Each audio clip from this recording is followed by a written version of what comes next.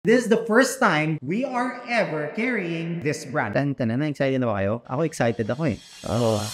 Okay, what's up guys? Another watch, another day. Guys, alam ko matagal tayo di nagkita, pero okay lang yan. Para na-ish nyo naman ako, okay? Behind the desk again, we are here. We're back. Grabe, naging sobrang busy lang ako, kaya pasensya na. Hayaan nyo, bawi ako sa inyo with this very special watch. Actually, never ko pa tong nilabas sa Gentry, and this is the first time we are ever carrying this brand. This today, I will showcase you the all-new Bulgari Octo Finissimo. Alright, so this Bulgari Octo Finissimo, reference 10-3610. This is what we call the one of the thinnest ever watch in the market. And hindi lang yun, this is entirely made of titanium.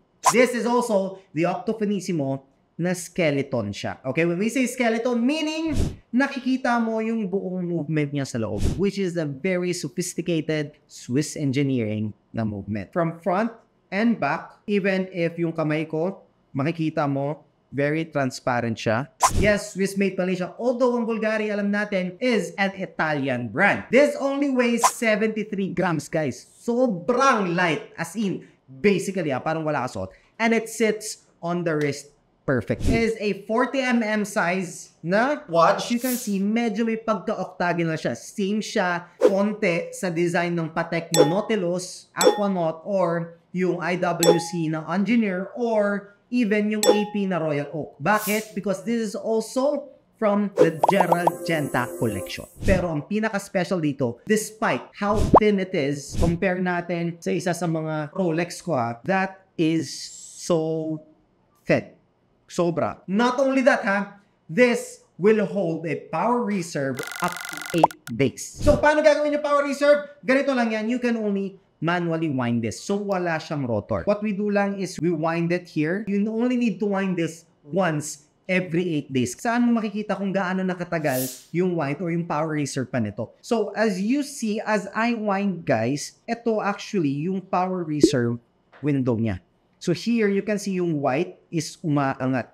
Umaangat ng konti yung white dito. Why? Because that's the indication of how full the power reserve is. Kaya hindi naman kami talaga nag-carry ng Bulgari. But for this Octo Finissimo, we made a very great, perfect exception. Ayan guys, nakikita nyo, gumagalaw yung white na pupuno yung buong power reserve window niya. And I'm counting like maybe less than 40 winds and you already have an 8 days powered watch. So marami nagtatanong, what is Bulgari? Bakit pa siya sumikat? Actually, sumikat talaga ang Bulgari with this watch. This is the Octo, yung Octo Finissimo niya. It started way back 2010 where it was first introduced, and then it kept making records sa Swiss game of watches. 2014, it had the record for the thinnest watch ever made. 2016, they had the thinnest minute repeater watch of all time naman. 2017, they released the Octo Finissimo na chronograph, which is the thinnest chronograph of all time. 2019, they released naman yung thinnest na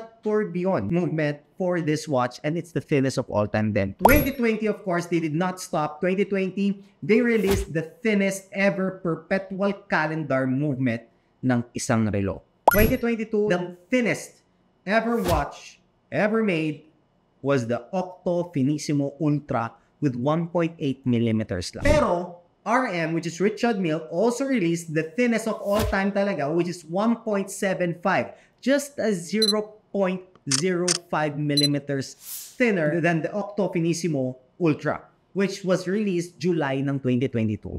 Ayan, so you already have a brief history of what the watch is and kung ano yung mga na-break na records itong watch na to. Pero dito for me, the very most sophistication na nakikita ko rito is because it has the skeleton movement and I love it. Alright? So now, let's take a look. Try lang natin. Okay? Pwede ba i-try? Pwede ka ba i-try doon? Pwede. On my wrist today is ang pinakamaganda na 16570 na Rolex Explorer 2. Ayan. So, we'll try this one.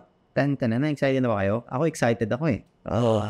This one in the market, SRP, as I said, was 1.6 to 1.8 million based on which country you are and how the taxes goes for each country. Pero dito, we are only selling this. And this is a 2023 model, guys. So, it's very, very new. And this, we are selling for 1,289,000 pesos. Complete box, papers, everything. Diba? Yes, below SRP siya because it's not that very hard to find So, okay lang. Nakuha naman na yun sa more. So that is how it looks on the wrist, guys. So, medyo malaki lang ng konti because it has extra things. But look at that. Look at how clean, how sophistication. Parang, pare, sin. Promise. Sobrang ganda niya. Parang feel ko nga wala akong suot eh. Tapos even with my small wrist, it sits perfectly. No gaps. Very comfortable. Very, very, very comfortable. Tama yan, Bo? Ganda. So, what do you guys think? Would you rather go for a Rolex? Or something special like this one? Let me know. Kasi ako, definitely I'll add this into my collection.